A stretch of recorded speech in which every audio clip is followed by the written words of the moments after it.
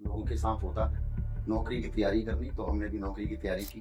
वो अलग बात है नौकरी नहीं मिली, जहाँ से एक आम आदमी अपने सपनों को पूरा कर सकता है। किस ईयर की बात है ये? ये 2005 की बात है। और जब मैं वहां पे गया तो मैंने क्या देखा कि जिस दोस्त ने सर मुझे मना किया था कि ये कंपनियां बाहर जाती हैं, कुछ नहीं होता, वो मेरे से पहले ज्वाइन करके बैठा हुआ था।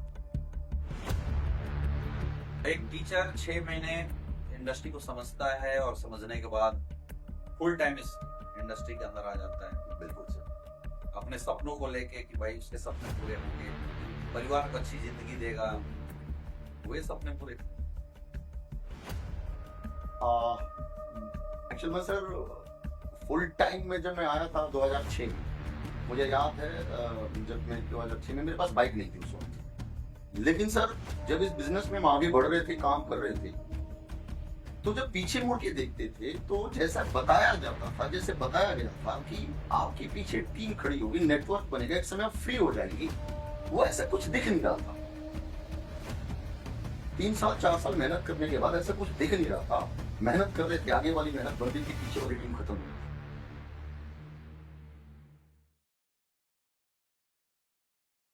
दोस्तों नमस्कार, स्वागत है आप सबका आज के इस शानदार सेशन में। और आज हम आपसे मुलाकात कराएंगे डायरेक्ट सेलिंग इंडस्ट्री के एक बहुत ही दिग्गज पर्सनालिटी, जिन्होंने एक लंबा समय इस इंडस्ट्री को दिया और अपनी मेहनत के दम पे आज इस इंडस्ट्री में सक्सेसफुल हुए हैं। मिलिए आज के हमारे मेहमान, आज के हमारे guest mister Sanjeev Kumar sir से।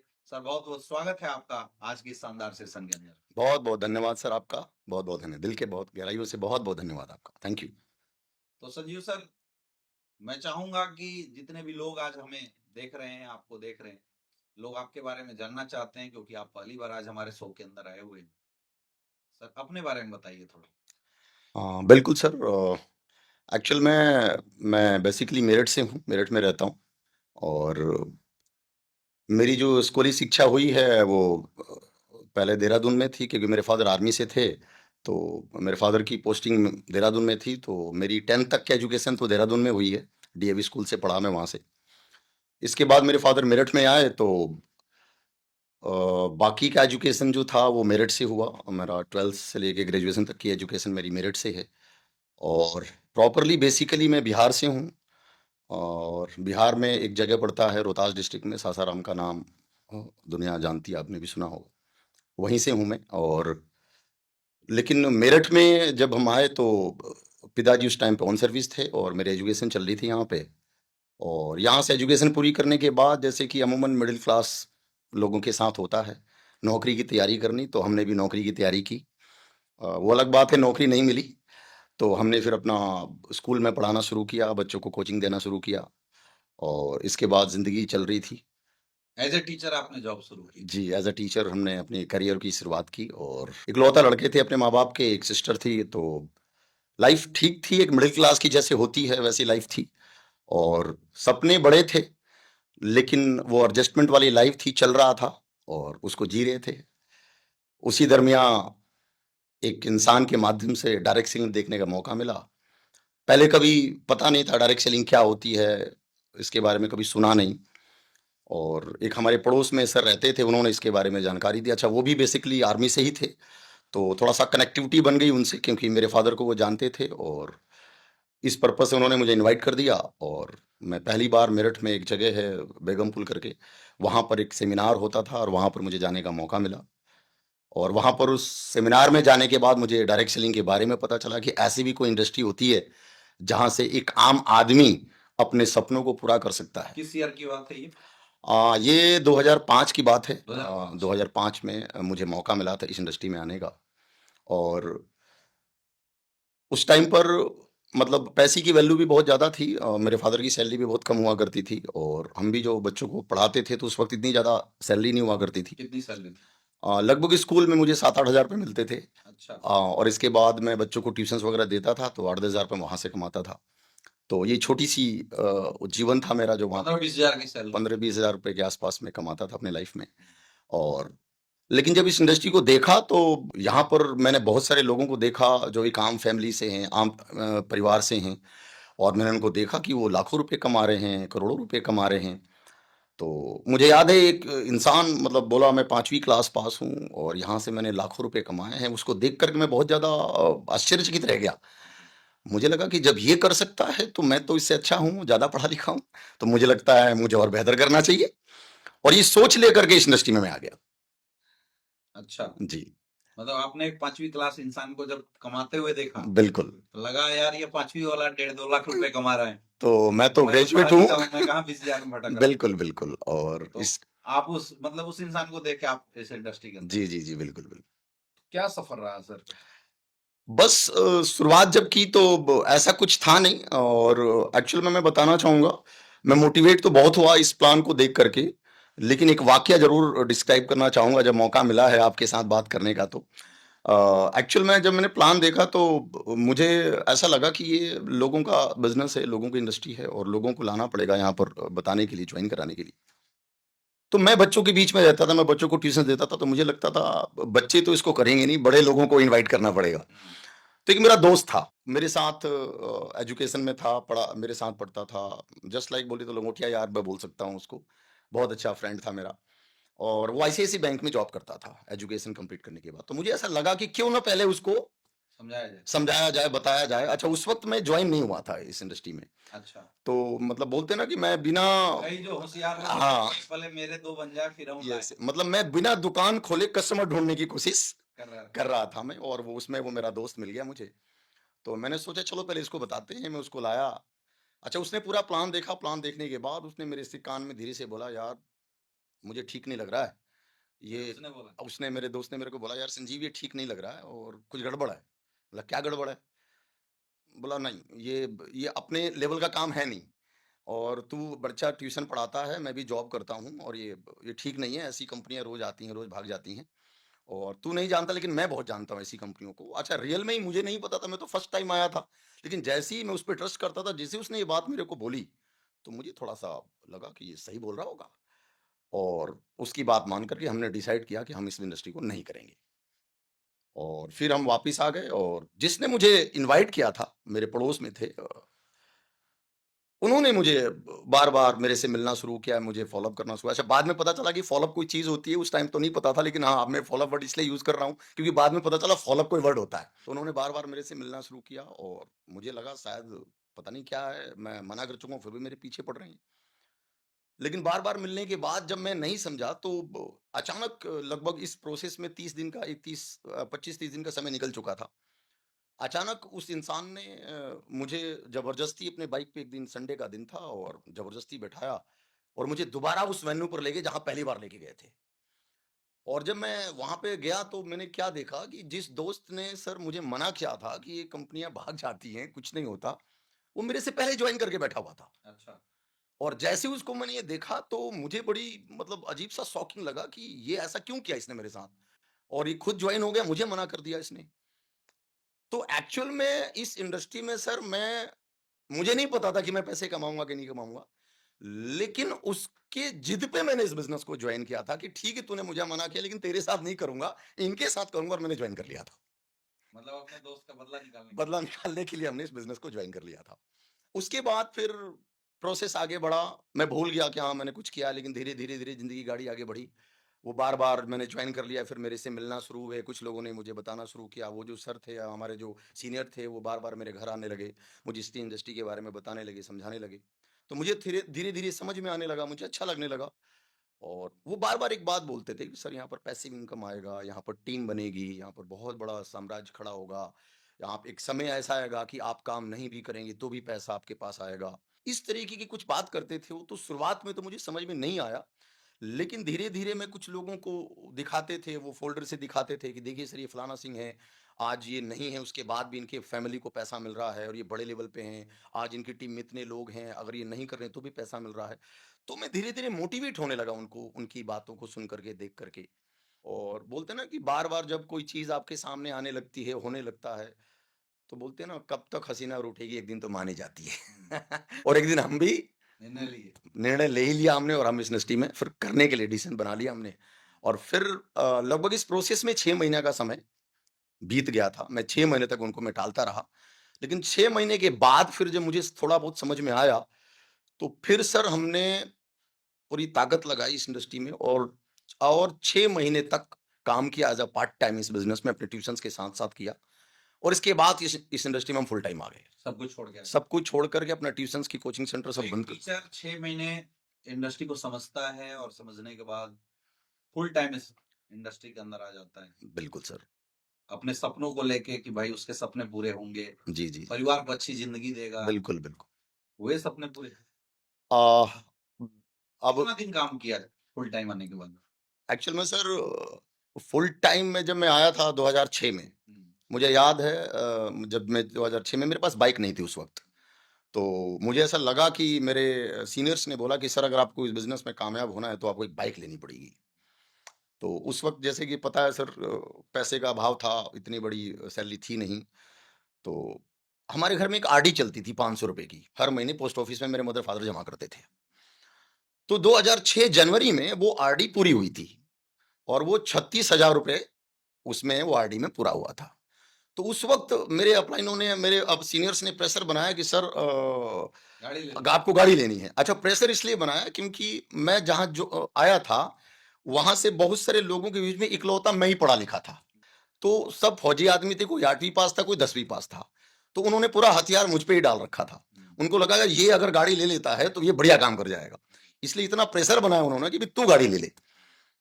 और मुझे समझ में भी आया, मुझे लगा अच्छा मैंने खुद के लिए मुझे लगा था कि मैं चाहिए भी मुझे और मुझे खुद मेहनत करना है क्योंकि डिसीज़न मेरा था। और मैंने वो पिताजी से रिक्वेस्ट करके वो जो आरडी पूरी हुई थी, वो ₹36,000 की स्टार सिटी बाइक आती थी उस वक़्त, हुँ। वो हमने बाइक जनवरी 31 जनवरी को याद है मुझे वो डेट आज भी मैंने वो बाइक ली। बाइक ले लिया था हमने। गाड़ी लेने के बाद सर आपने बहुत अच्छा मेहनत किया। जी गाड़ी लेने और के बाद फिर जैसा कि मैं पर्सनली आपको जानता हूँ कि आप एक अच्छे वक्ता रहे हैं, आप एक अच्छे ट्रेनर भी रहे हैं, आप एक अच्छे प्लानर भी रहे हैं, एक अच्छे मोटिवेटर आप रहे। क्योंकि हमें याद है कि जब हम लोग इंडस्ट्री में आए थे तो हमने आपको देखा था स्टेज से बोलते हुए, तो हमें मतलब लगा था कि नहीं भाई कोई बहुत बड़ा स्पीकर है, जो बहुत बड़ा काम करेगा। क्या ऐसा हुआ कि 8-10 साल टाइम देने के बाद भी आपकी करियर नहीं बन पाई? हाँ, बिल्कुल सर और जब हमने मेहनत करने की शुरुआत की तो उस वक़्त जैसे कि मैं बता चुका हूँ डायरेक्ट सेलिंग के बारे में कोई जानकारी थी नहीं। बहुत बड़ा नॉलेज थी नहीं, कोई एजुकेशन था नहीं और मुझे ऐसा लगता है कि इस इंडस्ट्री में 99.9% लोग हिट एंड ट्राई करने आ जाते हैं सर। हुँ, और मैं जब इस इंडस्ट्री में आया तो मैं एज़ अ करियर आया था। हुँ, अच्छा मेरी अंदर एक चीज़ रही है सर कि मैं रिस्क बहुत ज़्यादा लेता हूँ। मैंने अपने चलते हुए कोचिंग सेंटर को बंद कर दिया था इस इंडस्ट्री के लिए।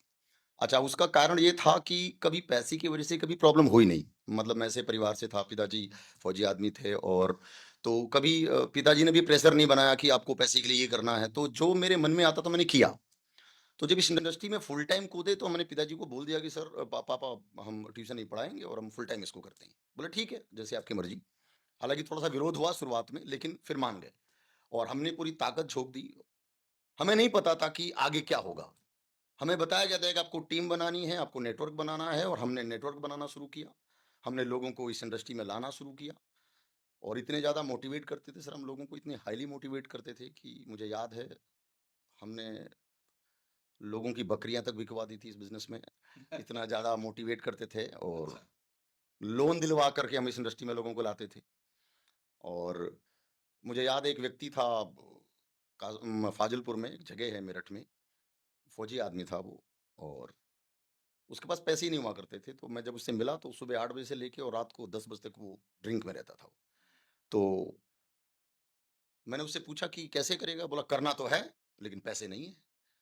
तो मैंने बोला पेंशन कितनी मिलती है? तो उसने बोला कि 3000। मैं उसको पेंशन बुक लेके उसके बैंक में गया और बैंक मैनेजर से बोला इस पे कितना लोन मिल सकता है? बोला 20,000। बोला कब देगा? बोला 2 दिन में। बोला जल्दी दे दे। और उसको हमने लोन दिलवा करके इस बिज़नेस में 10,000 उसको दिए और 10,000 की आईडी लगाई और हमने उसके साथ शुरुआत कर दी। तो इतना जुनून था इस इंडस्ट्री में आगे बढ़ने के लिए कि हमने मतलब कोई एक्सक्यूज़ नहीं किया किसी के साथ। लेकिन सर जब इस बिज़नेस में हम आगे बढ़ रहे थे, काम कर रहे थे, तो जब पीछे मुड़ के देखते थे, तो जैसा बताया जाता था, जैसे बताया गया था कि आपके पीछे टीम खड़ी होगी, नेटवर्क बनेगा, एक समय आप फ्री हो जाएँगे वो ऐसा कुछ दिख नहीं रहा था। 3 साल 4 साल मेहनत करने के बाद ऐसा कुछ दिख नहीं रहा था। मेहनत कर रहे थे, आगे वाली मेहनत बन रही थी, पीछे वाली टीम खत्म हो रही थी। उसका कारण उस वक़्त समझ में नहीं आ रहा था। जब हम बार-बार अपने अपलाइनों से बात करते थे, सिस्टम से बात करते थे, कंपनी में बात, ऑफलाइन क्या बोलता था? अपलाइन एक ही बात बोलता था कि सर कोई दिक्कत नहीं, हो जाएगा, ऐसे ही होता है, आप टेंशन मत लो। और मैं बार-बार कंप्लेन करता था, बोला सर प्रोडक्ट में दिक्कत है, ये प्रोडक्ट लेने के बाद लोग आ नहीं रहे हैं, दोबारा कोई रीसेल नहीं कर रहा है, दोबारा कोई माँगता नहीं है। तो हमारा अपलाइन एक ही बात हमें बोलता था कि संजीव सर ये प्रोडक्ट बेचने का बिज़नेस नहीं है, ये अपॉर्च्युनिटी बेचने का बिज़नेस है। अच्छा। अब अपॉर्च्युनिटी बेचने का बिज़नेस है सर, ये उस वक़्त मुझे समझ में नहीं आया, मुझे भी लगा शायद मेरा अपलाइन सही कह रहा, क्योंकि एक बात बताई जाती है डायरेक्ट सेलिंग इंडस्ट्री में कि all upline is always right, upline हमेशा सही रहता है। और जब आपको शक हो कि अपलाइन गलत है, तो पहली वाली लाइन दोबारा पढ़ लोगे, अपलाइन इज़ ऑलवेज़ राइट। तो मैं इस थ्योरी पे काम कर रहा था, मुझे लगता सादा अपलाइन सही कह रहा है कि अपॉर्च्युनिटी बेचने का बिज़नेस है, और हम फिर दोबारा लग जाते थे। जैसे ही तुम्हारा मन में थोड़ा-सा क्वेश्चन आता था, अपलाइन ये बात बोलता था और हम फिर लग जाते थे। लोग कंप्लेन करते थे, बोला सर ये प्रोडक्ट सही नहीं है आपका। कितने दिन गुज़र गए ऐसे? ऐसे करते-करते लगभग 7 साल गुज़र गए, 7 साल, 7 साल गुज़र गए, लंबा टाइम है। लंबा टाइम हो गया। ऐसी बात नहीं है, पैसे भी आए, लेकिन जो सोच थी पैसे की, पैसिव इनकम की, करोड़ों रुपए की, वो नहीं बन पाया। वो नहीं बन पाया। अगर मैंने 10 साल उस इंडस्ट्री को दिया और 10 साल में अगर मैंने 30 लाख रुपए पैसे कमाए, मतलब बने, पैसे तो बने, लेकिन जस्ट लाइक अ जॉब की तरह, एक मतलब नौकरी की तरह बने। एक जॉब में जितना बन सकता था उतना बना बस। बिल्कुल, तो और मुझे लगा कि अगर नौकरी की तरह इस इंडस्ट्री में काम करना था, तो फिर इतनी मेहनत क्यों की? क्योंकि इतनी मेहनत तो जॉब में नहीं थी, जितनी मेहनत यहाँ पे हमने की। और फिर मुझे ऐसा लगा कि कुछ ना कुछ तो गड़बड़ है। कुछ ना कुछ तो वो प्रॉब्लम है, जहाँ पर इतनी मेहनत करने के बाद भी वो सक्सेस नहीं मिल पा रही है। और फिर मैं 2013 में मेरी लाइफ में घटना घटी, और वहाँ से थोड़ा-सा मेरा मोराल और डाउन हुआ। वहाँ से मैं थोड़ा-सा और बैक गया। हालाँकि 100% नहीं था, फिर भी मैं प्रयास कर रहा था। 2013 में मेरे फ़ादर को ब्लड कैंसर डिटेक्ट हुआ, और उस वक़्त मेरी ज़िंदगी यू टर्न के रास्ते पे आके रुक गई, और वहाँ पर ऐसा लगा कि शायद कुछ गड़बड़ हो गया, और मेरे फ़ादर का बिज़नेस जो था वो रुक गया। मेरा सब कुछ लगभग रुक सा गया। पहले भी खत्म होता जा रहा था, मगर वहाँ पर आकर के वो रुक गया। और उस वक़्त ऐसा फ़ील हो रहा था कि अगर नेटवर्क होता, नेटवर्क काम कर रहा होता, तो शायद इस कठिन परिस्थिति में नेटवर्क की वज़ह से पैसे बन रहे होते। लेकिन वो दिख नहीं रहा था। और तब मेरा धीरे-धीरे मोराल इस इंडस्ट्री से डाउन होता चला गया, और 2015 आते-आते मैंने इस इंडस्ट्री को छोड़ दिए। क्विट करने का फ़ैसला लिया, क्योंकि सिचुएशंस ज़्यादा ख़राब होने लगी थी। पारिवारिक ज़िम्मेदारियाँ ज़्यादा बड़ी हो गई थी, बच्चे बड़े हो गए थे, खर्चे बढ़ गए थे, और इनकम के नाम पर कुछ था नहीं वहाँ पे। और 10 साल सर आपने टाइम दिया। जी, 10 मैंने साल में आपने लगातार मेहनत भी किया। बहुत कुछ किया। फिर आप बता रहे हैं सर बिज़नेस स्टेबल नहीं हो पाया। जी, जी, जी, जी, जी। अच्छा, और और आप फिर आपने बिज़नेस छोड़ने का डिसीज़न बना लिया। मैंने सोचा कि अब मुझे लगता है कि शायद मैं इस इंडस्ट्री के लिए नहीं बना हूँ। फिर दोबारा कैसे आ गए? दोबारा सर, दोबारा आप फिर एसलीपीएस में कैसे आ गए? मैं ज़रूर बताना चाहूँगा सर, जब मैं इस इंडस्ट्री को छोड़ रहा था, तो लोगों ने मुझे फेलियर का तमगा दे दिया कि you are a failure person in direct selling industry. और मुझे लगा कि अच्छा, मुझे भी लगने लगा शायद रियली मैं फेलियर हूँ, क्योंकि मैं पैसा नहीं कमा पाया। ये सवाल सर मैं आपसे इसलिए पूछ रहा हूँ, क्योंकि एक इंसान 2005 में इस इंडस्ट्री में आता है और जॉब छोड़ के अपनी करियर लगाता है। फिर वो 10 साल मेहनत करता है, स्ट्रगल करता है और 10 साल बाद वो फिर आउट हो जाता है। तो जनरली हमारे इंडस्ट्री में ऐसा होता नहीं है। हमारे इंडस्ट्री में जो चला जाता है, फिर वो जल्दी आता नहीं, वो हिम्मत वो ला नहीं पाता है। लेकिन फिर आप दोबारा भी आए जी। और दोबारा आने के बाद आपने फिर काम किया और 7 साल में एक बहुत बड़ी अचीवमेंट आपने यहाँ से हासिल करी। बहुत बड़ी सक्सेस आज आपके पास है। तो आज आप क्या फ़ील करते हो कि पहली राउंड में क्या ऐसा हुआ जिसकी वज़ह से आपने वो सफलता हासिल नहीं करी? जी। और ये सेकंड राउंड में क्या अच्छा हो गया?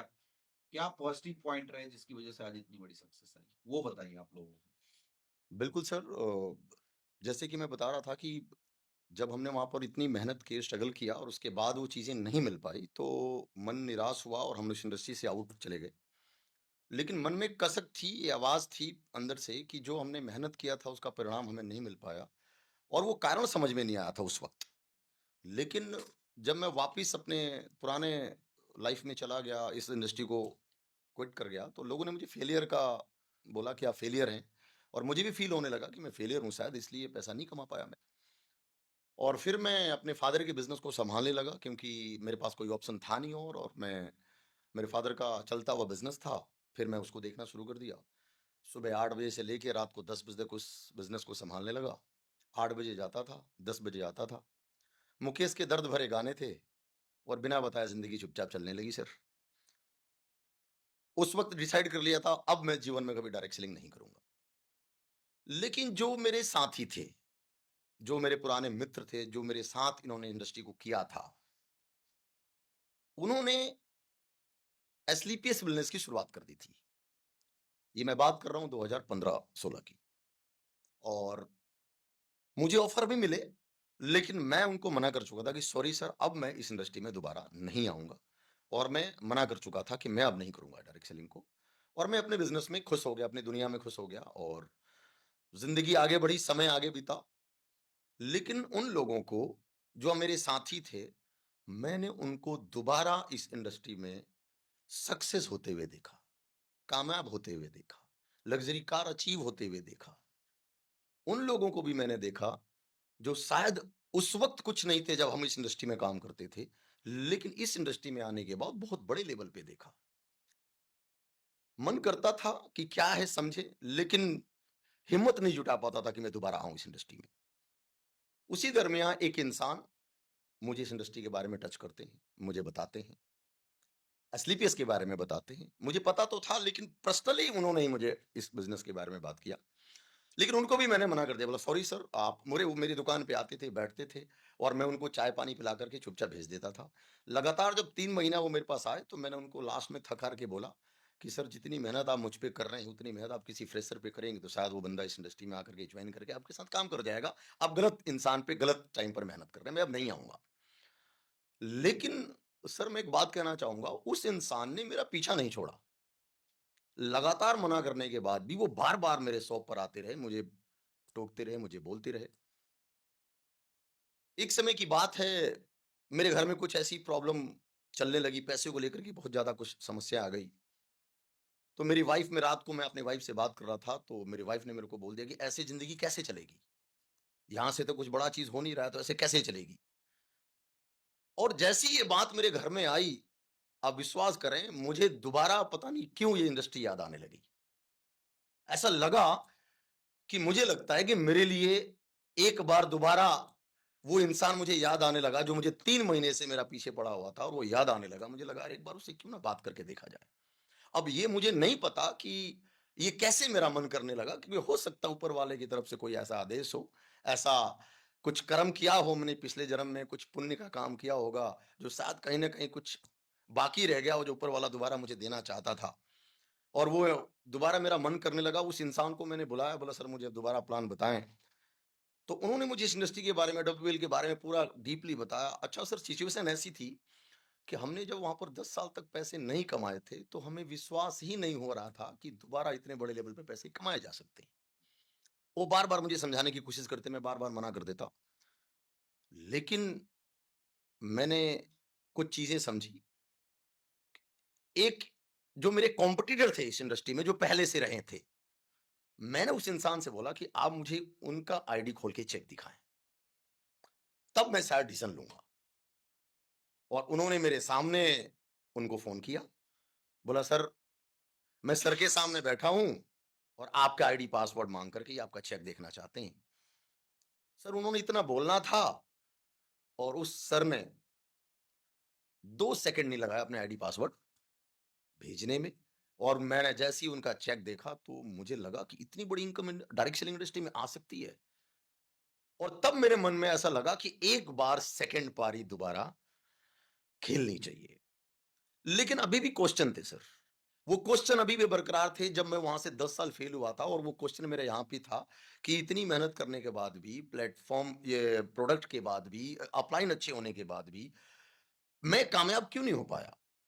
तो यहाँ पर मुझे एक बहुत अच्छे अपलाइन से मुलाकात कराई गई, एक बहुत अच्छे लीडर से मुलाकात कराई गई, और सर, मैं कहना चाहूँगा, मुझे कंपनी ऑफ़िस में आने का मौका मिला था। पहली बार मुझे एसलीपीएस की ऑफ़िस में आने का मौका मिला।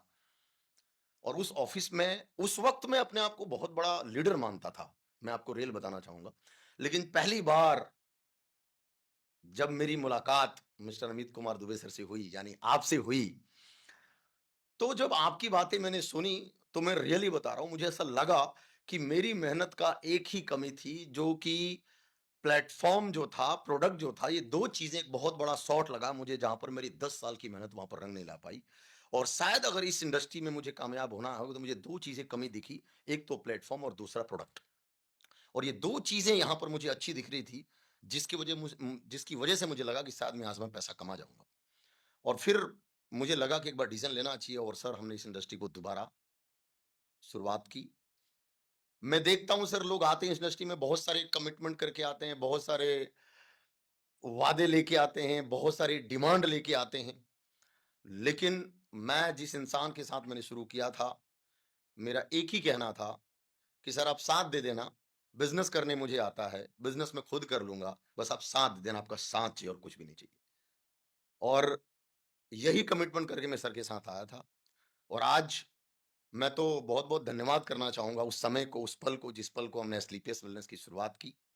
और इसके बाद जो रोल रहा इस इंडस्ट्री में सर, मेरे अपलाइन का, मेरे मेंटर का बहुत बड़ा रोल रहा। अब ये बड़ी इंटरेस्टिंग कहानी है। एक इंसान जो 10 साल काम करता है फिर छोड़ के बैठ जाता है, फिर दोबारा किसी से मिलता है। और एक बहुत अच्छी बात सर ने बताई कि इंसान वही है, 10 साल काम किया, घर चलाना मुश्किल था, और 7 साल हो गए सर यहाँ। जी 7 साल किसी अच्छे प्लेटफॉर्म पे काम किया, अच्छी संस्था के साथ काम किया, और आज बहुत बड़ी अचीवमेंट है। एक डिफरेंस इन्होंने बताया कि प्लेटफॉर्म का बहुत बड़ा रोल है। मतलब डायरेक्ट सेलिंग इंडस्ट्री में सफलता हासिल की जा सकती है अगर अच्छा प्लेटफॉर्म हो तो, जी है ना। और अच्छे प्लेटफॉर्म की जो कुछ महत्वपूर्ण पॉइंट्स होते हैं वो होते हैं, सबसे पहला प्रोडक्ट, कंपनी के पास प्रोडक्ट अच्छा होना जी चाहिए, जी कंपनी की पे आउट सिस्टम अच्छी होनी चाहिए, कंपनी का एजुकेशन सिस्टम अच्छा होना बिल्कुल चाहिए, सर। और जो सीनियर मेंटर्स है आपके साथ वो तगड़ा होना चाहिए। जी जी उसके बाद अगर आप रोल करते हैं तो सफलता मिल जाती है। बिल्कुल इसका मतलब मैं बोल सकता हूं कि ये चार चीजें पहले नहीं थी, यहाँ मिली इसलिए इतनी बड़ी सक्सेस आई, राइट। बिल्कुल सर, सही कह रहे हैं आप। और क्योंकि मेहनत इसलिए तो आप कॉन्फिडेंट भी हुए। जी, मेहनत तो हमने वहां भी किया था, मेहनत हमने यहाँ भी किया, लेकिन पे आउट, प्रोडक्ट और एक सही डायरेक्शन। ऐसी बात नहीं अपलाइन वहां अच्छे नहीं थे, अपलाइन वहां भी अच्छे थे। लेकिन जिस अपलाइन के मेरा मुझे साथ यहाँ मिला, जिस मेंटर का मुझे साथ यहाँ मिला, मैं तो अपने आप को बहुत ज्यादा खुशनसीब मानता हूँ कि दुनिया का बेस्ट अपलाइन मुझे मिला सर। नाम भी ले लो, कोई बात और नहीं। नहीं नहीं, बिल्कुल सर, मैं उस इन शख्स का, उस महापुरुष का मैं नाम जरूर लूंगा। और मैं तो बड़ी प्राउडली फील करता हूँ कि मेरे अपलाइन कंपनी के फास्टेस्ट एम्बेसडर लीडर लीडर हैं, स्लीपियस के fastest ambassador leader leader mister Vikas sir हैं, जिनकी बदौलत, जिनके बताए हुए रास्ते पे चल के आज इस संजीव कुमार ने, जिसको लोगों ने फेलियर बोल दिया था, जिसको लोगों ने बोल दिया था कि तो कुछ नहीं कर सकता, उस इंसान के माध्यम से आज इस इंडस्ट्री में मैंने अपने जीवन के सारे सपने पूरा करने का मौका मिला, और मैं कर भी रहा हूं। अब 7 साल की जर्नी की बात करते हैं। इधर जी 7 साल की जर्नी मतलब क्या रहे, क्या उतार चढ़ाव रहा, क्या संघर्ष रहा? बिल्कुल सर, उतार चढ़ाव रहा, क्योंकि जब हमने इस इंडस्ट्री की शुरुआत की, और तो आपको पता है सर, एक इंसान की लाइफ में एक लिमिटेड लोग होते हैं। और जब इस बिजनेस की शुरुआत की तो हमारे पास वही लोग थे जिनको हमने पुराने प्लेटफॉर्म के बारे में बताया था। तो जैसे ही हमने दोबारा शुरुआत की तो उनके दिमाग में एक ही क्वेश्चन था, फिर से शुरू कर दिया आपने? अच्छा। अब तक पेट नहीं भरा आपका?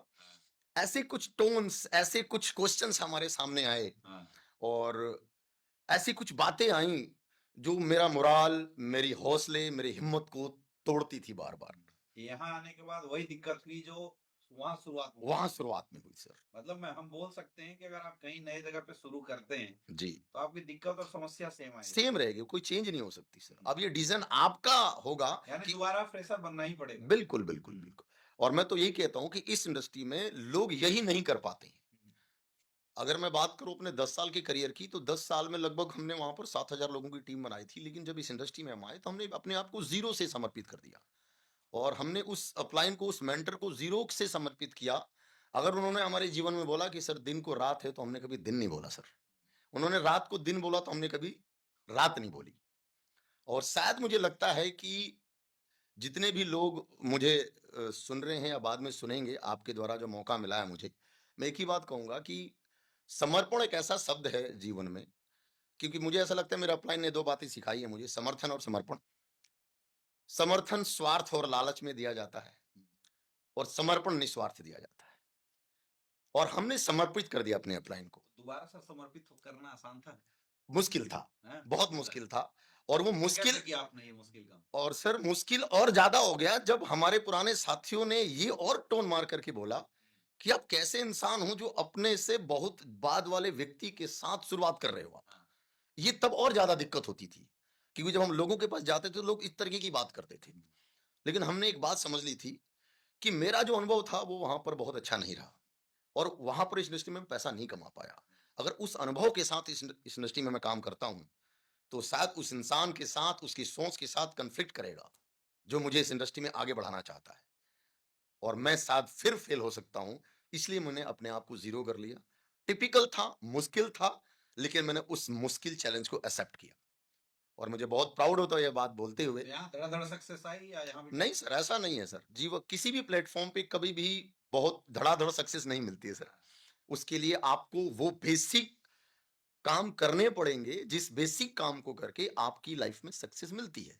क्या-क्या बेसिक काम किया? बेसिक काम मतलब वो बताना जो आपने यहाँ आने के बाद किया, बिल्कुल सर। ज़ीरो से। ये उन लोगों के लिए भी प्रेरणा होनी चाहिए, कोई अगर फ्रेशर आता है जी, तो जी। उसको कैसे काम करना चाहिए। बिल्कुल, बिल्कुल सर। और मैं तो बिल्कुल कहूँगा सर कि मैंने इस इंडस्ट्री में वही काम किया जो 2005 में मैंने डायरेक्ट सेलिंग में शुरू किया था। As a fresher as a fresher के थ्रू। क्या-क्या किया वो ज बताइए? हमने लिस्ट बनानी शुरू की। हुँ, हालाँकि हमारी पुरानी लिस्टें सब खत्म हो चुकी थी। हमने नई लिस्ट बनानी शुरू की। हम अनजान लोगों से मिलते थे। हम अपने उन लोगों से मिलते थे जिनको हमने कभी उस प्लेटफ़ॉर्म के बारे में टच नहीं किया। हमने उन लोगों से मुलाकात की जो रास्ते में चलते हुए हमसे मिलते थे। हम जूस के ठेले पे खड़े होकर के 1-1 घंटे तक जूस पीते थे, वहाँ पर नए लोगों की जान-पहचान बढ़ाते थे। हम मंदिर में जाकर के लोगों से मुलाकात करते थे, हम बैंक्स में जाकर के लोगों से मुलाकात करते थे। हम पब्लिक प्लेटफ़ॉर्म पे जहाँ पर पब्लिक सर्वेंट का आवागमन ज़्यादा होता है, वहाँ पर जा के हम लोगों से मुलाकात करते थे, बात करते थे। क्योंकि ये बात मुझे समझ में आ गई थी कि इस इंडस्ट्री में आपको नए लोगों से मिलना पड़ेगा और वो नए लोग कहाँ से मिलेंगे वो मुझे समझ में आ गया नई था। प्रोस्पेक्टिंग ही हमारी जान है। बिल्कुल, इस इंडस्ट्री में जिस इंसान ने अपनी नई तो दोबारा प्रोस्पेक्टिंग को फिर बंद नहीं कैसे की। प्रोस्पेक्टिंग किया? बिल्कुल, फ्रेशर लेवल पे सर। हुँ, मैंने मैं जब इस इंडस्ट्री में आया था सर, तो मेरे पास एक पुरानी गाड़ी थी, फिएट की पुंटो और आज भी है वो और मेरी लक्ष्मी है वो, जो हमने पुराने प्लेटफ़ॉर्म से लिया था। लेकिन जब इस इंडस्ट्री में आया तो सर मुझे एक व्हीकल की ज़रूरत पड़ी क्योंकि मैं कार से बिज़नेस नहीं कर सकता था क्योंकि इनकम थी नहीं इतनी। तो मुझे बड़ी ज़रूरत पड़ी, दिक्कत हुई तो हमने एक स्कूटी फाइनेंस करवाई ओके। और आप विश्वास करें उस स्कूटी को हमने 2 महीने में हमने लगभग 7000 किलोमीटर चला दिया था।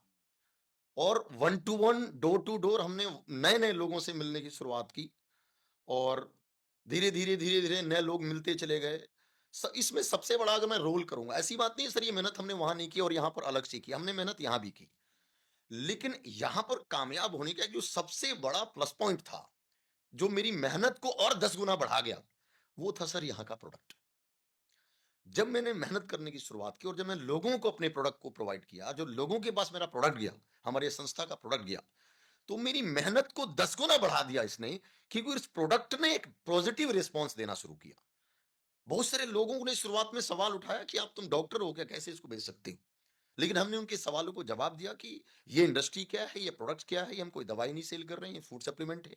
ये प्रोप्राइटरी सेक्टर में हम काम कर रहे हैं और ये कोई भी इंसान इसको बेच सकता है। हम आयुर्वेद को प्रमोट कर रहे हैं। एक नॉर्मल फूड सप्लीमेंट के रूप में इसको प्रमोट करते हैं। लोगों को जब समझाया हमने, तो लोगों ने इसको एक्सेप्ट किया, लिया और जब रिजल्ट आने शुरू हुए, तो आप विश्वास करें सर हमारी मेहनत कम होने लगी और बिज़नेस बड़े लेवल पे डेवलप होने लगा।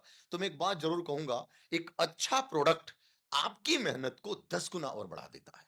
जो एस्क्लेपियस के साथ मेरे साथ हुआ। 7 साल में सर सबसे कठिन समय क्या था आपके लिए? 7 साल में सबसे कठिन समय था इस कोई एक ऐसा समय बताइए जो आपको लगा कि नहीं यार, यहाँ तो दोबारा मामला गड़बड़ हो गया। क्योंकि आता ही आता है। जी, बिल्कुल, बिल्कुल। ये यहाँ पर भी आया था मेरे है, लाइफ़ आया था वो लाइफ़ में क्या और था वो? वो पल था जब इस इंडस्ट्री में जब हमने मेहनत करने की शुरुआत की, तो जब 2019 में मेरे फ़ादर की डेथ हुई और 1 साल बाद। 1 साल के बाद जब 2018 में हमने शुरू किया था और 2019 में मेरे पिताजी की डेथ हुई, तो मुझे लगा कि अब शायद दुनिया दोबारा से मेरी ज़ीरो ना हो जाए, क्योंकि मैं सब कुछ अपने घर के लिए मैं ही था। अपने माताजी के लिए इकलौता लड़का था, अपनी बहन के लिए सब कुछ मैं ही था, अपनी वाइफ़ के लिए, बच्चों के लिए सब कुछ मैं ही था और कोई था नहीं। तो ज़िंदगी वहाँ पर दोबारा यू टर्न सी हुई, लेकिन मैं दोबारा धन्यवाद करूँगा यहाँ पर मेरे मेंटर का, मेरे अपलाइन का, जो उस बुरे वक़्त में उन्होंने मेरा साथ नहीं छोड़ा और कदम से कदम बढ़ा कर के मेरी टीम को सँभाला, मुझे सँभाला। और उस वक़्त ऐसा बीच में पल आया कि हमने बहुत मेहनत की, मेहनत करने के बाद भी एक समय ऐसा था कि कुछ लोग आए और फिर दोबारा छोड़ कर के इंडस्ट्री से हमारा साथ आपके साथ के लोग लोग दोबारा टीम चले आई और गई, गए। वो होता है। तो मुझे ऐसा लगा कि कहीं दोबारा वो सिचुएशन ना आ जाए जो पहले पुराना डर। पुराना डर जो था। तो मैं बार-बार अपने सीनियर से, अपने मेंटर से ये बात बोलता था, लेकिन मेरे मेंटर मेरे अपलाइन एक ही बात बोलते थे, "नहीं सर, टेंशन मत लो, यहाँ पर वो समस्या नहीं आएगी।" तो मैं तो एक बहुत बड़ा अपने आप को खुशनसीब मानता हूँ कि इस बुरे वक़्त में मेरे अपलाइन ने मेरा बहुत बड़ा सहयोग किया, बहुत बड़ा साथ दिया और इसके बाद कभी पीछे मुड़ के हमने देखा नहीं। समस्या आई, उसके बाद भी आई और मैं तो इस इंडस्ट्री में बार-बार ज़ीरो हुआ हूँ सर। मैं बोलूँ कि शुरुआत से लेके 2005 से लेके अब तक तो मैं लगभग 4-5 बार ज़ीरो हुआ हूँ। 4-5 बार ज़ीरो। 4-5 बार इंडस्ट्री से ज़ीरो हुआ हूँ और एक बार तो ऐसी सिचुएशन थी कि मेरी पूरी टीम ही छोड़ कर के कहीं और चली गई। अच्छा, हाँ, मैं एक इंसान को अपने नेटवर्क में मीटिंग कराने के लिए बुलाया गलती से, उस व्यक्ति ने हमारी पूरी टीम ही शिफ्ट कर दी। तो मेरा चेक उस वक़्त बहुत अच्छा बनता था और अचानक अगले हफ्ते से चेक मेरा ज़ीरो हो गया। मैं पुरानी इंडस्ट्री की बात कर रहा हूँ। बहुत अच्छा लगा सर ये जान के कि आपने दोबारा भी वही स्ट्रगल किया। अब अचीवमेंट से खुश हो? बिल्कुल सर, अब तो स्लीपियस क्या में की अचीवमेंट रही आप बताइए दर्शकों को? बिल्कुल सर, हालाँकि मुझे लगता है अभी बहुत बड़ी अचीवमेंट तो नहीं हाँ, है, फिर भी लेकिन इस इंडस्ट्री में आने के बाद, स्लीपियस वेलनेस में आने के बाद मेरा सपना था एक लग्ज़री कार लेने का और वो मैंने 2020 में मुझे वो मौका मिला, आप लोगों के 2 आशीर्वाद से। साल में लग्ज़रियस कार ले लिया। जी, मैंने 2 साल में इस बिज़नेस में 50 लाख की बीएमडब्ल्यू कार मैंने BMW अचीव किया था इस बिज़नेस में और मेरा सपना रहा था इस इंडस्ट्री में बीएमडब्ल्यू लेने का। वहाँ 10 साल में नहीं आया BMW? वहाँ 10 साल में या नहीं 2 आया, साल में आ 2 गया? साल में आ गया सर। ओके। और इसके बाद बहुत सारे अचीवमेंट्स आए, लेकिन रिसेंटली मैंने अभी लगभग 2 करोड़ की एक प्रॉपर्टी भी मैंने परचेज़ की है, स्लीपियस वेलनेस के माध्यम से और यानी जो तो लोग बोलते हैं कि नेटवर्कर जो होता है वो सिर्फ गाड़ी खरीदता है। जी, जी, तो जी। आज आपके माध्यम से बोल सकते हैं कि डायरेक्ट सेलर सिर्फ गाड़ी नहीं, गाड़ी के साथ घर भी खरीदता है। बिल्कुल सर, बिल्कुल और ये सपना था हमारा और अभी तो बहुत कुछ करना है, अभी तो कुछ हुआ नहीं है हुँ। और बहुत बड़ी इंडस्ट्री है, बहुत आगे तक जाना है और बाकी बहुत अच्छा आप लग रहा जिस है। भी डायरेक्ट सेलर से पूछो वो मतलब लग्ज़रियस कार के बारे में ज़रूर बात करता है। जी। जबकि मार्केट में ट्रेंड है कि जो इंसान 100 करोड़ का होता है वो 50 लाख की गाड़ी खरीदता है। जी, जी, जी। हमारी इंडस्ट्री में जस्ट कुछ उल्टा ही है। जी, यहाँ 2 करोड़ का आदमी 50 लाख की गाड़ी खरीद लेता है। जी। आपको क्या लगता है? क्यों है ऐसा? बिल्कुल सर, मुझे भी ऐसा लगता था पहले मैं जब मुझे भी लोगों ने ऐसा बताया, लेकिन मुझे ऐसा लगता है अच्छा कई लोग इसका मज़ाक भी बनाते हैं। बिल्कुल, बिल्कुल, बहुत सारे लोग यूट्यूब पे, फेसबुक पे मीम्स भी बना कर के डालते हैं इस चीज़ को। लेकिन मुझे ऐसा लगता है सर कि हमारी इंडस्ट्री में जो हमारा इन्वेस्टमेंट है, हम खुद हैं। हुँ। हमारा शोरूम हम खुद हैं और हमारा शोरूम हमारी लग्ज़री कार है, हमारे लग्ज़री लाइफ़स्टाइल है। क्योंकि हमारी जो इंडस्ट्री है वो हम हम दूसरों को नहीं दिखाते कि हम कार खरीद रहे हैं। हम उन लोगों को ये मैसेज देते हैं जो हमारे साथ हमारे विश्वास पे हमारे साथ इंडस्ट्री में आए हैं। उनको ये मैसेज देते हैं कि आप देखिए कितना बड़ा विश्वास पैदा किया जा सकता है, कितने बड़े लेवल पे हम अपने अचीवमेंट को बना सकते हैं और आज मेरे जीवन में ये लाइफ में ये खुशी आई है तो आपके जीवन में भी आ सकती है। तो मार्केट की मैं बात करता हूँ सर, तो मार्केट में एक दुकानदार 50 लाख रुपए अपनी दुकान में लगता है, शायद घर नहीं बनाता वो। हुँ। लेकिन अपने दुकान में 50 लाख लगाता है, 1 करोड़ की ज़रूरत पड़ती है तो 1 करोड़ रुपए लगाता है। ये उसका इन्वेस्टमेंट उसकी शॉप हो गई। लेकिन हमारा इन्वेस्टमेंट, हमारे इंडस्ट्री में इन्वेस्टमेंट हमारी लग्ज़री कार है, जिसको देख कर के बहुत सारे लोग इस इंडस्ट्री में मूव करते हैं। और दूसरी बात सर मेरा ऐसा मानना है कि इसमें सर एक साइकोलॉजिकल रीज़न भी है। जी, जी। क्योंकि डायरेक्ट सेलिंग इंडस्ट्री में वी आर द शोरूम। बिल्कुल। हम लोग शोरूम होते हैं जी, जी, बिल्कुल। और बिकना एक्चुअल हमें होता है। जी, लोग पहले हमें सुनते हैं उसके बाद प्रोडक्ट को देखते हैं। बिल्कुल। और जब अगर हमें बिकना है तो सबसे अच्छा दिखना हमें चाहिए। जी, जी, जी।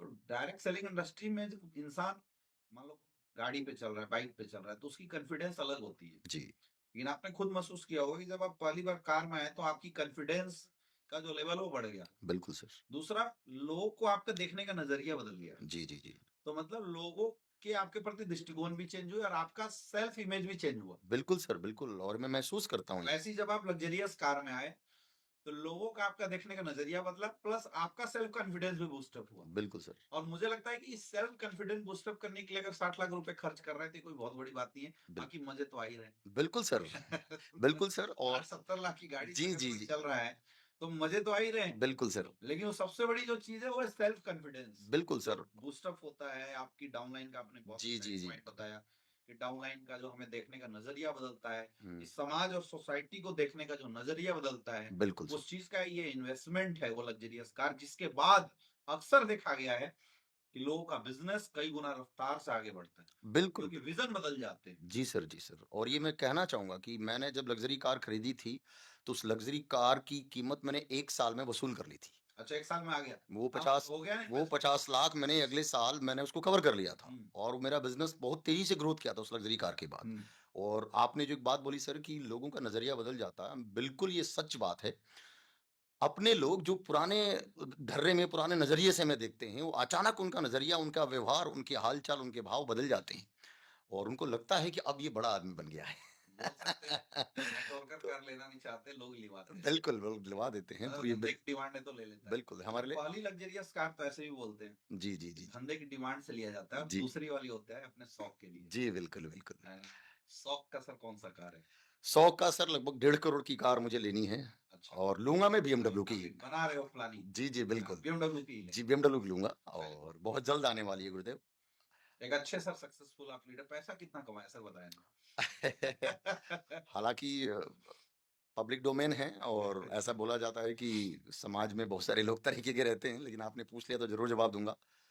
ज़्यादा तो नहीं है, लगभग 4.5 करोड़ की इनकम इस साढ़े 6 साल के पीरियड में स्लीपियस वेलनेस के माध्यम से और अपलाइनों के आशीर्वाद से हमारे पास आया है। और उधर 10 साल में कितना कमाया? लगभग 30 लाख, 10 साल में 30 लाख, इधर 6-7 साल में 4.5 करोड़। 4.5 करोड़। जी सर। बहुत बढ़िया। तो अब मतलब ज़िंदगी सही चल रही है। हाँ, बिल्कुल, बहुत अच्छी चल रही है और बेहतर करने फैमिली की। वाले क्या बोल रहे हैं? अब तो कितना खुश है? मैडम भी बोलती हैं, पति हो तो आप जैसा हो। अच्छा। और बच्चे भी बोलते हैं कि पापा हो या डैडी हो तो आप जैसा हुँ। हो। तो बहुत सारी चीज़ें बदल गई फॉरेन और ट्रिप कहीं लेके गए परिवार को? बिल्कुल सर, दुबई से लेके, स्विट्ज़रलैंड से लेके सब जगह घूम अच्छा रहे। स्विट्ज़रलैंड भी घुमा जी, दिया। स्विट्ज़रलैंड भी घूम लिए और अभी बहुत जल्द सिंगापुर का टूर फैमिली के साथ करने जा इससे रहे हैं। पहले फैमिली अभी कभी दुबई या स्विट्ज़रलैंड गई थी? तो कभी मौका मिला नहीं सर, क्योंकि कुछ तो बोला होगा? ज़िंदगी बीत गई ऐसे ही और एफिल टावर के नीचे खड़े होके बिल्कुल, जब बिल्कुल। फ़ोटो खिंचवा रहे होंगे तो मैडम ने कुछ तो बोला होगा? बिल्कुल बोला होगा, बोला कि भगवान सबको ऐसा ही पति दे जैसे आप हैं। और सर एक बात और कहना चाहूँगा, जब मैं दुबई गया था अपनी फैमिली के साथ और दुबई से जब घूम के आया था, तो मेरी वाइफ़ ने तो बोला ही था कि पति हो तो आप जैसा हो। लेकिन मेरी वाइफ़ को मेरे पड़ोसन ने भी बोला था, "ओ बहन जी पति हो तो आप जैसा हो।"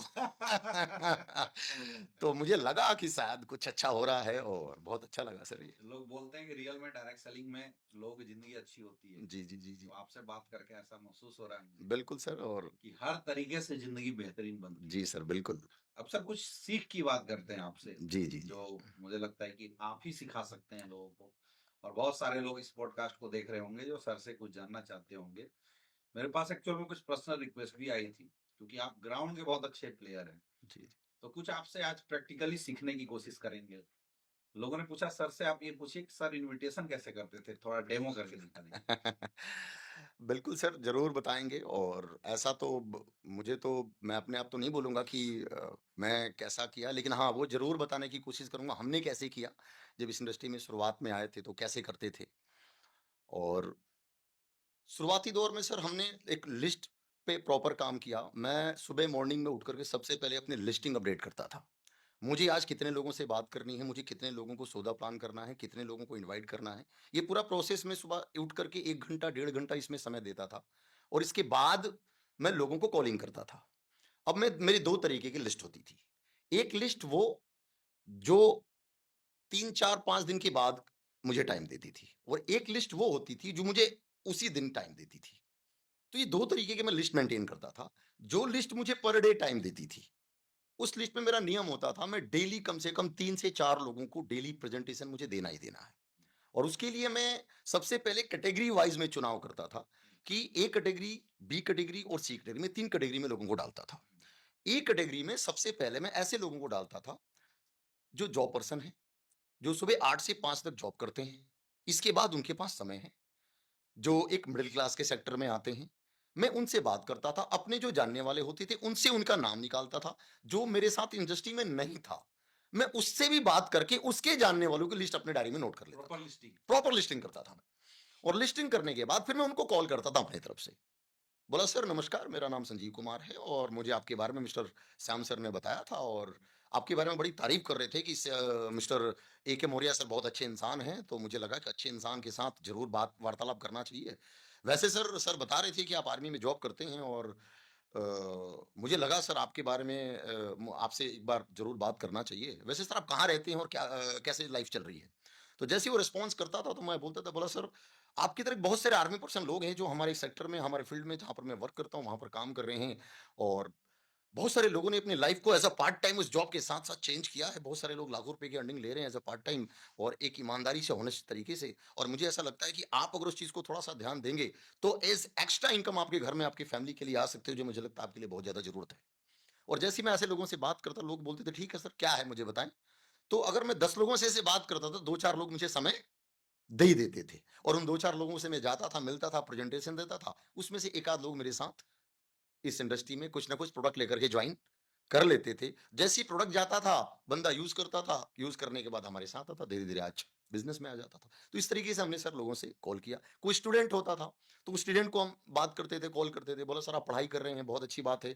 पढ़ाई करने का मेन पर्पज़ क्या है? कहीं न कहीं आप जॉब करेंगे, जॉब की तैयारी कर रहे होंगे, इनकम ऑफ सोर्स का ज़रिया आपको लेना है। अगर पढ़ाई करते-करते आपकी लाइफ में अगर एक्स्ट्रा 20-25 हज़ार की इनकम का सोर्स अगर आपकी लाइफ में बन जाए, जो आप सेल्फ डिपेंड हो जाए, आप अपनी फैमिली से अपनी पढ़ाई का खर्चा ना लें, तो आपको कैसा रहेगा? तो बंदा बोलता था, सर बहुत अच्छा रहेगा। मैंने बोला, उसके लिए 1 घंटा आपको समय देना पड़ेगा, और आप कहाँ हैं? हम आपसे मिल लेते हैं। इस तरीके से हम बात करते थे लोगों से। कोई बिज़नेसमैन है, उस बिज़नेसमैन के बारे में बात करते हैं, बोले, सर आप बिज़नेस तो कर ही रहे हो, बहुत अच्छी बात है। आप 8 से 10 बिज़नेस करते हो, लेकिन आप मुझे बताइए सर, आप पूरे दिन बिज़नेस करते हो, आपके बच्चे भी बिज़नेस करेंगे, कभी घूमने का मौका मिलता है क्या इस बिज़नेस के दौरान? बोला, नहीं सर, कभी नहीं मिलता। मुझे याद है सर, एक हमारी टीम में मिस्टर सचिन मित्तल जी हैं, मैं ज़रूर नाम लूँगा उनका, और व्यापारी परिवार से हैं। तो सुबह 8 बजे से लेके रात को 10 बजे तक वो दुकान पे रहते थे। तो मैंने उनको देखता था, उनसे बात करता था, तो उनको घूमने का बहुत शौक था। तो मैं उनको एक डायलॉग मारा, बोला, सर ज़िंदगी बीत जाएगी हल्दी, मिर्च, नमक तौलते-तौलते, और एक बार आप आओ, आपको दुबई घुमाएँगे, थाईलैंड घुमाएँगे, स्विट्ज़रलैंड घुमाएँगे। और मेरी बात सुन कर के वो मोटिवेट हो गए, बोला, सर कैसे घुमाएँगे? बोला, बर 1 घंटे का टाइम दीजिए सर। और 1 घंटे का उन्होंने टाइम दिया, हमने उनको प्रेज़ेंटेशन दिया, उन्होंने प्रोडक्ट लिया। तो मैंने उनको बोला, सर आपको कुछ नहीं करना है। बोला, ठीक है सर। वो जॉइन हो गए, और सर आज इस इंडस्ट्री में ब्लू डायमंड बनने वाले हैं, डायमंड बन चुके हैं। तो ऐसे ही हमने लोगों को बताना शुरू किया, जो जिस प्रोफ़ेशन का होता था, उस प्रोफ़ेशन की तारीफ़ करते थे, उसकी थोड़ा-सा एप्रिशिएट करते थे, बंदा खुश हो जाता था, और हम उसको मिलके प्लान दे देते थे।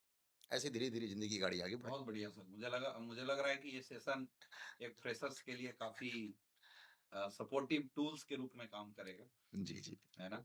हमारी इंडस्ट्री में एक चीज़ और है कि जब हम किसी को प्लान करते हैं तो दोबारा री-फ़ॉलो-अप करना ज़रूरी है। जी, तो जी। क्या लगता है फ़ॉलो-अप का क्या रोल है? सर मेरे हिसाब से इस इंडस्ट्री में सबसे ज़्यादा रोल ही फ़ॉलो-अप का है। हुँ, क्योंकि अगर मैं इस इंडस्ट्री में यहाँ तक पहुँचा हूँ सर, तो उसकी वजह ही फ़ॉलो-अप है। अगर जिस इंसान ने मुझे इंडस्ट्री में लेके आया, उसने मेरा 3 महीने फ़ॉलो-अप किया, फिर मैं दोबारा इस इंडस्ट्री में आया तो उसने मेरा 6 महीने फ़ॉलो-अप किया। और मैं तो कहता हूँ सर कि बिना फ़ॉलो-अप के इस इंडस्ट्री में मात्र 2% लोग ही आएँगे, और अगर आपका री-फ़ॉलो-अप होगा, तो इस इंडस्ट्री में 80% लोग जॉइन कर सकते हैं। और आज की डेट में कई लोग यही कमी करते हैं। सबसे बड़ी समस्या है, मुझे याद है सर, मैंने एक व्यक्ति को जॉइन कराया था, 1 साल तक मैं उसका फ़ॉलो-अप करता रहा। हुँ, 1 साल फ़ॉलो-अप करने के बाद वो व्यक्ति जॉइन हुआ, और इसके बाद उसने इतना बड़ा काम किया कि मैं आपको मतलब आज वो डायमंड लेवल पे है सर। तो फ़ॉलो-अप एक बहुत बड़ा पार्ट है। फ़ॉलो-अप के बहुत बड़े कारण हो सकते हैं। फ़ॉलो-अप का मतलब सर, एक दिन में हम किसी को पूरी इंडस्ट्री के बारे में जानकारी नहीं दे सकते। 1 घंटे, 1.5 घंटे के सेशन में आप केवल प्लान बता सकते हैं, आप पूरी चीज़ें नहीं दे सकते। जैसे कि बोला जाता है कि पिक्चर 3 घंटे की ही क्यों बनती है, 5 घंटे की क्यों नहीं बनती? तो इंसान की जो माइंड की कैपेसिटी होती है, वो 1.5 से 2 घंटा, हार्डली 3 घंटे की होती है। हुँ, तो आप 1 दिन में जाकर के उसको पूरा अपने प्रेज़ेंटेशन, अपनी पूरी इंडस्ट्री के बारे में जानकारी नहीं दे सकते। तो बार-बार जब हम उस इंसान से मिलते हैं, बार-बार उससे टच करते हैं, मिलते हैं, तो धीरे-धीरे, धीरे-धीरे उसको इस इंडस्ट्री के बारे में समझ में आता है। और फिर वो धीरे-धीरे तैयार होता है इस बिज़नेस में। लेकिन ये बात आपने बिल्कुल सच बोली कि इस इंडस्ट्री में लोग 1 या 2 बार मिलते हैं, इसके बाद लोग मिलते नहीं लोगों से। और यही वजह है कि वही लोग 10-5 लोगों से मिलने के बाद बोलते हैं कि ये बिज़नेस मेरे से नहीं होगा और वो छोड़ देते हैं इंडस्ट्री को। यानी अगर किसी को रिजल्ट बढ़ाना है तो फ़ॉलो-अप के ऊपर फ़ॉलो अप करना फ़ोकस ही करना पड़ेगा, पड़ेगा। बार-बार प्रोसेस करना मैक्सिमम पड़ेगा। टाइम हमें लोगों से जी, जी, बिल्कुल। संजीव सर, आपने काफ़ी लोगों को लीडरशिप में कन्वर्ट किया। आज हमें पता है आपकी टीम में लगभग 4 5 डायमंड है, 10 डायमंड है, कितने हो गए? लगभग 10 डायमंड है। 10 डायमंड आपने क्रिएट किए हैं। मतलब बोल सकते हैं कि you are the diamond maker. तो एक फ्रेशर बंदा जब हमारे साथ आता है, उसको लीडरशिप में कैसे कन्वर्ट किया जाए? क्या टेक्निक आप यूज़ करते हो? बिल्कुल सर, फ्रेशर बंदा जब आता है तो इस इंडस्ट्री में वो बिल्कुल कोरा कागज़ होता है। उसको कुछ नहीं पता होता, कुछ पता नहीं होता डायरेक्ट सेलिंग के बारे में। अब ये लीडरशिप के ऊपर निर्भर करता है कि उस फ्रेशर व्यक्ति को किस तरीके से ट्रीट करता है। जैसे हमारे आप कैसे मतलब कैसे किया आपने? बिल्कुल सर, हम जब शुरुआत में इंडस्ट्री में आए तो हमें पता था कि एक व्यक्ति 1 दिन में बिज़नेस को नहीं समझेगा या 1 दिन में कभी भी बड़ी एजुकेशन नहीं ले सकता। तो हम व्यक्ति को पूरे दिन वर्किंग करने के बाद, काम करने के बाद, हम लोगों को 9 बजे के बाद, 10 बजे के बाद उसके घर जाते थे। उसके घर जा कर के हमने शेड्यूल बनाया हुआ था कि आज क्या बात करनी है, आज कंपनी के बारे में बात करनी है, कल इसको कैलकुलेशन के बारे में बात करनी है। मतलब डेली इवनिंग में आप टीचिंग करते थे? बिल्कुल, यानी जो एजुकेशन पार्ट होता था, हम रात को 9-10 बजे के बाद करते थे। डेली अच्छा, सिखाते थे? डेली। अच्छा, ये काम हमने कहाँ से सीखा? क्योंकि ये काम हमारे अपलाइन ने हमारे साथ किया। तो हमने यही काम अपने डाउनलाइन के साथ किया, अपने टीम के साथ किया। तो पहला हम बोल सकते हैं कि अगर हमें अपने किसी भी फ्रेशर्स को डायमंड में कन्वर्ट करना है, तो पहला कि आप डेली कुछ ना कुछ सिखाने की आदत डालो। बिल्कुल। फर्स्ट। जी, जी। नेक्स्ट दूसरा। दूसरा, आपको उसको समझना पड़ेगा, उसे रिलेशनशिप बिल्ड करनी पड़ेगी। कभी-कभी ऐसा होता है कि आप सामने वाले को सिखाने जा रहे हो या बात करने जा रहे हो, वो नाराज़ है आपसे किसी न किसी चीज़ को लेकर के या आपकी बात नहीं सुनना चाहता। उस वक़्त हम भी ईगो में आ जाते हैं।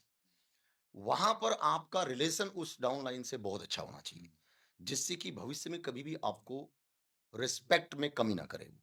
तो रिलेशनशिप बहुत इम्पोर्टेंट है, आपकी टीम के साथ बनाना बहुत एक इम्पोर्टेंट गुड रिलेशन भी है। एक बना। बहुत अच्छा रिलेशनशिप बहुत ज़रूरी है। इसके बाद उसको ट्रेनिंग सेशन में ज़रूर कन्वर्ट करें, ट्रेनिंग सेशन में बार-बार कॉल करें। मुझे याद है, मैं जब भी अपनी टीम से बात करता हूँ, एक ही बात बोलता हूँ कि आप ट्रेनिंग में कितनी बार आते हैं? आप फ्राइडे की ट्रेनिंग कितने बार अटेंड कर रहे हैं? तो ट्रेनिंग एक ऐसा पार्ट है जो बार-बार हर हफ्ता उस व्यक्ति को रिमाइंड दिलाता है, रिमाइंड कराता है कि आपको इस इंडस्ट्री में क्या करना है। वो जो 8 स्टेप की ट्रेनिंग होती है, वो बहुत बड़ा पार्ट है इस इंडस्ट्री में उस व्यक्ति को तैयार करने के लिए। तो लीडरशिप के लिए 2-3 चीज़ें बहुत तो इम्पोर्टेंट है एक तो सर। डेली बेसिक काम आपने सिखाया, हुँ, दूसरा आपने बताया रिलेशन डेवलप करो, जी, तीसरा बेसिक ट्रेनिंग उसको अटेंड कराओ, बिल्कुल सर, है ना? बहुत जो ज़रूरी है। वीकली ट्रेनिंग चलती है उसको बिल्कुल, अटेंड जी, करो। जी, जी, उसके जी। बाद उसके बाद उसके साथ जब उसको प्रॉब्लम आती है, बहुत सारी चीज़ें इसकी इतना करने के बाद भी वो व्यक्ति ग्राउंड में नहीं निकल पाता है, किसी कारणवश। तो हमें ये भी करना पड़ता है, मैं ये भी किया है कि उसको अपने बाइक पे बैठा के, अपनी गाड़ी में बैठा कर के, उसके साथ वर्किंग पे जाना पड़ेगा। ग्राउंड में काम ग्राउंड में काम करना पड़ेगा उसके साथ जाकर के। उसको फ़ॉलो अप करने में दिक्कत है, तो उसको फ़ॉलो अप करके दिखाना पड़ेगा ग्राउंड में जाकर के। ये बहुत बड़ी चीज है। और आज मार्केट में जो लोग कन्वर्जन जिनकी अच्छी नहीं हो रही है, उनके लिए बहुत बड़ा लेसन है जो संजीव सर अभी आपको बता रहे हैं कि हमें अगर अपनी टीम को अपने जैसा डेवलप करना है, तो ये बहुत इंपॉर्टेंट है कि आप अपनी टीम को खुद लेके ग्राउंड में जाइए, करके दिखाइए। है ना? हमारे यहाँ कहावत है, अपलाइन से पूछो कैसे, जी, डाउनलाइन को बताओ ऐसे, और बीच में कमाओ पैसे। ये थोड़ा गड़बड़ है। जी। इसमें एक चीज मिसिंग क्या है? इसमें मिसिंग है करके देखो ऐसे। तो ये बिजनेस बोलते हैं मंकी सी मंकी डू। तो मंकी को करके दिखाना पड़ता है। यानी अपलाइन से पूछो कैसे, करके दिखाओ ऐसे, डाउनलाइन को बताओ ऐसे, और बीच और में तब मैं बीच में कमाऊँ पैसे, पैसे, जी, राइट? बिल्कुल, तो बिल्कुल। एक-एक जो बेसिक काम है, आप अपनी टीम के साथ जाइए, उनको अगर इन्विटेशन में प्रॉब्लम होती है, तो इन्विटेशन सिखाइए। अगर उनको फ़ॉलो-अप में प्रॉब्लम होती है, तो फ़ॉलो-अप सिखाइए। प्लान करने में दिक्कत होती है, तो आप करके दिखाइए, ऐसे करो।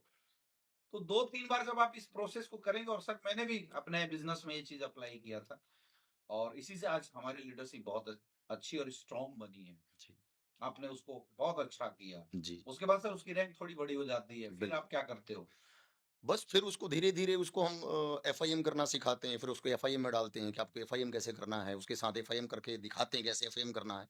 फिर उसको ग्रुप मीटिंग लेना सिखाते हैं कि आप उसको टीम बनाना सिखाते यस सर, उसको अब डेवलप करना चाहिए, आपको अपनी टीम को क्या-क्या चीज़ें बतानी हैं। तो बेसिक चीज़ें ग्रुप मीटिंग में क्या-क्या बातें करनी है, उसको नोट्स बना के देते हैं कि आपको इस टॉपिक पे बात करना है और फिर ग्रुप मीटिंग के बाद उसको बोलते हैं कि आप अपनी टीम को ट्रेनिंग में लाइए।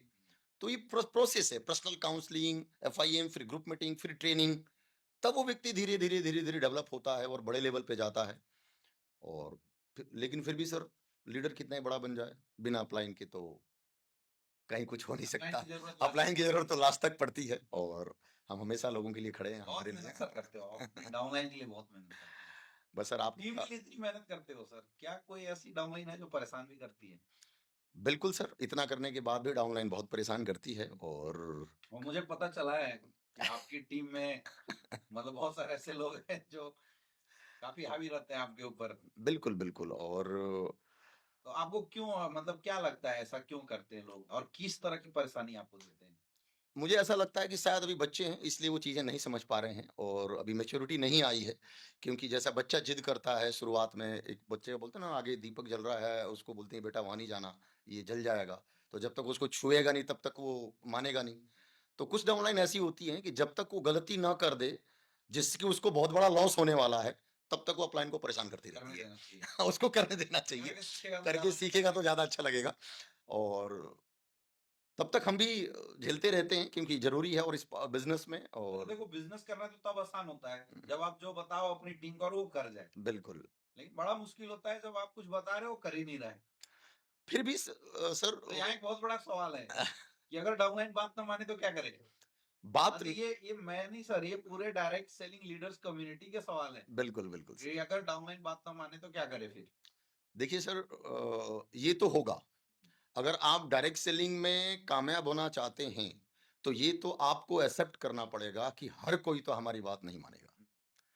कुछ लोग तो होंगे जो हमें इग्नोर करेंगे। अच्छा, जो नहीं मानेगा उसका लॉस भी तो है। उसका लॉस तो है, लेकिन क्या वो करेंगे उस सिचुएशन में? उस सिचुएशन आप में क्या करते? मैं तो सर उस सिचुएशन में उसको बार-बार समझाता था, हाँ, बार-बार मनाता था। और फिर भी अगर नहीं समझता था, तो फिर बोलते थे कोई बात नहीं, तू करके देख ले जो। छोड़ देते थे। फिर अब जब कुछ दिनों के बाद जब उसको ठोकर लगती तो फिर वापस आता था। अच्छा आते हैं लोग। आते हैं, बिल्कुल आएँगे। अगर लेकिन हाँ, ज्यादा हम पैनिक नहीं होना चाहिए। पैनिक नहीं होना चाहिए क्योंकि ये पार्ट है इस बिज़नेस का। और नेगेटिव पॉजिटिव चलता रहता है। कुछ लोग बोलते हैं ना, सम विल डू 5 एसडब्ल्यू रूल्स जो डायरेक्ट सेलिंग में काम करता है, वो हमेशा फॉलो करना चाहिए। मैं तो हमेशा करता हूँ सर। कुछ लोग आएँगे, कुछ लोग नहीं आएँगे, कुछ लोग मानेंगे, कुछ लोग नहीं मानेंगे, और जो नहीं मानेंगे वो कुछ समय के बाद मान जाएँगे। आप अपना काम करते रहिए, प्रोसेस करते रहिए। तो हम अपना काम कर रहे हैं और लोग धीरे-धीरे आते रहे हैं, आगे बढ़ रहे हैं। बहुत अच्छी चीज बताया सर आपने। और हम बोल सकते हैं कि एक आधे घंटे के कन्वर्सेशन में हम लोगों ने आपके माध्यम से लोगों को काफी कुछ आज सीखने का मौका मिला होगा। आपने अपने 12-15 साल की जो एक्सपीरियंस है उसको बिल्कुल निचोड़ के रख दिया और आज लोगों को आपने बताया। बहुत मतलब ये बड़ी जेन्युइन चीजें है, इसको वही बता सकता है जिसने इस इंडस्ट्री को जिया हो। जी, किताब पढ़ के ये बातें तो नहीं आ सकती, बिल्कुल सर, क्योंकि बिल्कुल। किताब की जो प्रॉब्लम है ना वो बिल्कुल अलग प्रॉब्लम है, जी, जी, जी। और जो ग्राउंड की जो प्रॉब्लम है वो बिल्कुल अलग लेवल की प्रॉब्लम होती है। और ग्राउंड का जो तीखापन है उसके बारे में असली अंदाजा वही लगा सकता है जो जिसने ग्राउंड के अंदर काम किया हो जी, और सर। ग्राउंड के अंदर के उस तीखापन को चखा हो। जी, जी, और जी। आपकी बातें सुनने के बाद मैं कनेक्ट कर पा रहा हूँ कि रियल में वास्तव में आपने उन चीजों को देखा है। अभी 10 डायमंड है सर अभी आपके पास। जी, जी, जी। आपकी डाउन में भी मुझे पता चला बहुत सारे लग्जरियस कार होल्डर बिल्कुल सर। है ना? जी, जी। तो संजीव सर का आप क्या फ्यूचर है, मतलब क्या फ्यूचर में आपका विजन क्या है इस इंडस्ट्री को लेके? बस सर आने वाले समय में, आने वाले 5 से 10 सालों में लगभग मैं चाहता हूँ कि 10 सालों में लगभग 500 डायमंड 500 डायमंड 500 बहुत डायमंड इस बधाई हो सर। एसलीपीएस छोटी बिज़नेस मोटी से। बात नहीं है। और मैं 500 लोगों को 50 लाख से ज्यादा कमाने वाले बनाने वाले हैं, बिल्कुल, ये छोटी बिल्कुल मोटी सर। बात नहीं है। और ये मेरा अच्छा विज़न है। और और बहुत सारे लोगों को उनके सपनों के पीछे जो भी उनकी ताकत है, पूरी ताकत लगा देंगे इस इंडस्ट्री में आगे बढ़ाने की। आप खुद के लिए क्या एक्सपेक्ट कर रहे हो, आप कहाँ तक पहुंचोगे? मैं तो सर इतना ही कहूँगा कि मुझे तो जाना है कंपनी का 20वें लेवल पे, जो मुझे कोई रोक नहीं सकता। 100 करोड़ का चेक 100 लेना है करोड़ का चेक मुझे लेना है, जो अगले 10 साल हमारे एमडी साहब ने बोला है। में। और और मैं अगर फ्यूचर की बात करूँ सर, तो मुझे इतना पता है कि आज इंडस्ट्री में मैं काम कर रहा हूँ, और आपको बहुत जल्द इस इंडस्ट्री में मेरा बेटा काम करते हुए दिखेगा। अच्छा, जी, बेटा क्या करता है आपका? मेरा बेटा बीटेक कर रहा है, फाइनल ईयर में है वो। अच्छा, और वो खुद बोलता है कि बीटेक के बाद आप लोगों के सामने लाखों लोग देखेंगे आपको। बिल्कुल, बिल्कुल सर, मुझे पता है आप ये बता रहे हो ये कि मेरी बात लाखों लोगों के पास जाने वाली है।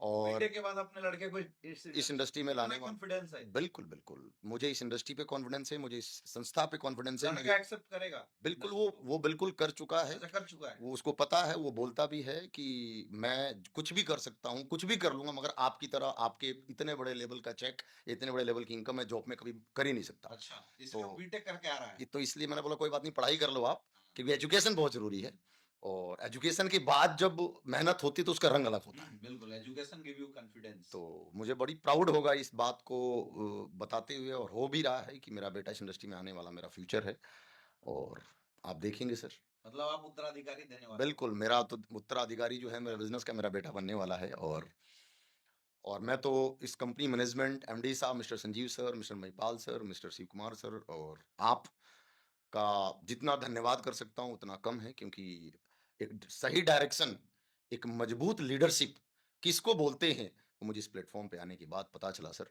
आप लोगों से मिलने के बाद पता चला। और मैं तो दुनिया का बहुत खुशनसीब इंसान मानता हूँ, और मैं तो ये भी कहूंगा कि जितने ठोकरें खानी होती है उतना तो जरूर हिस्से में जो लिखा होता है वो खानी पड़ती है, लेकिन उसके बाद जो जिंदगी बनती है बड़ी सुनहरी होती है, और आज उसको मैं महसूस कर पा रहा हूँ, बहुत मजा आ रहा है। और मैं बहुत एक्सेलिंग के हेटर्स को आप क्या कहना चाहेंगे? उनको भी प्यार देना चाहूंगा, अच्छा। क्योंकि क्योंकि वो हेटर्स हैं और उन्हीं से हमारा अस्तित्व है। हाँ, अगर वो हेटर्स नहीं होते तो हमारा अस्तित्व नहीं फिर बनता। हम आगे किसके हम पास आगे किसके सहारे बढ़ते, हम किसको फिर आइडियल, मतलब मैं तो आइडियल मानता हूँ वह उनको। हमारे फ्यूचर प्रोस्पेक्ट है। बिल्कुल बिल्कुल बिल्कुल, और है मैं ना? तो बोलता हूँ उनको सर, जाएंगे और सही करके जितने ज्यादा नेगेटिव होंगे ना वो लोग, हमारे वही तो फ्यूचर है सर। हाँ।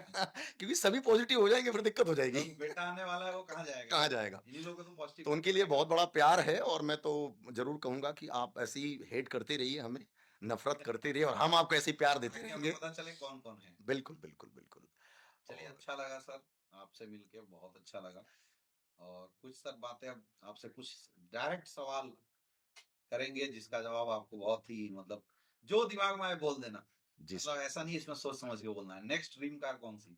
सर 1.5 करोड़ की BMW X7। BMW। जी। आइडियल अपलाइन कौन है? विकास सर। ड्रीम हाउस कैसा होना चाहिए? लगभग 10 करोड़ का घर होगा सर। 10 करोड़ का घर अभी लेने वाले हो। जी। मेरठ में कहाँ ले लोगे? मेरठ में सबसे अच्छी कॉलोनी है सीलकुंज, वहीं पर लेंगे। उत्तराधिकारी तो आपने चुन लिया। जी। अगला उत्तराधिकारी कौन? मेरा बेटा। पक्का? जी। सबसे अच्छी कंपनी कौन? AWPL। सबसे अच्छा प्रोडक्ट कौन? Thunder blast. अगला फॉरेन ट्रिप कौन सा? सिंगापुर। सिंगापुर। जी। चलिए, बहुत बढ़िया सर। बहुत बहुत बधाई हो आपको इतनी शानदार अचीवमेंट के लिए। अभी मुझे पता चला है कि आपने इस महीने लगभग 60 लाख का चेक अचीव किया है। जी सर। उसके लिए आपको बहुत बहुत बधाई। Thank you sir. आसान नहीं होता है नॉर्मल टीचर के लिए 60 लाख का चेक अचीव करे, और आप उस चेक के हकदार हैं। इसी महीने आई है, आने वाली है? जी सर, आ गई है। आ गई, पैसे आ गए जी अकाउंट जी में, जी तभी जी इतने जी। कॉन्फिडेंस दिखाई दे रहे हो। तो सर उसके लिए आपको बहुत बहुत बधाई। अच्छा लगा आपसे बातचीत करके, और आई होप कि आपकी इस बातचीत की जो मैसेज है बहुत सारे दर्शकों को एक नया आयाम देगी, एक नया मार्गदर्शन देगी। दोस्तों, अभी आप सुन रहे थे हमारे ब्लैक डायमंड एसलीपीएस वेलनेस के royal diamond mister Sanjeev Kumar sir को, जिन्होंने एक टीचर की जॉब के साथ इस इंडस्ट्री में अपनी शुरुआत करी थी, और आज 60-60 लाख की चेक को भी एक एक महीने के अंदर हासिल कर चुके हैं। बहुत बड़े सपनों के साथ लगातार इस इंडस्ट्री में प्रयासरत हैं। मेरी शुभकामनाएं आपके साथ है, और इसी तरीके से आपको अगले एपिसोड में मिलवाएंगे हमारे बहुत सारे इस इंडस्ट्री से रिलेटेड बहुत सारे दिग्गज लीडरशिप से, जिनसे आपको काफी कुछ सीखने का मौका मिलेगा, जिनसे आपको काफी कुछ जानने का मौका मिलेगा। तो देखते रहिए दामिद दुबे शो, बने रहिए, कनेक्ट होके रहिए, चैनल को सब्सक्राइब कीजिए और ज्यादा से ज्यादा शेयर कीजिए। इस पूरे पॉडकास्ट को अपनी अपनी टीम के साथ जरूर शेयर कीजिए, ताकि लोग इसको देख सके। एक जीवंत उदाहरण है जिससे आपको काफी कुछ सीखने का मौका मिलता है। बने रहिए। Thank you so much.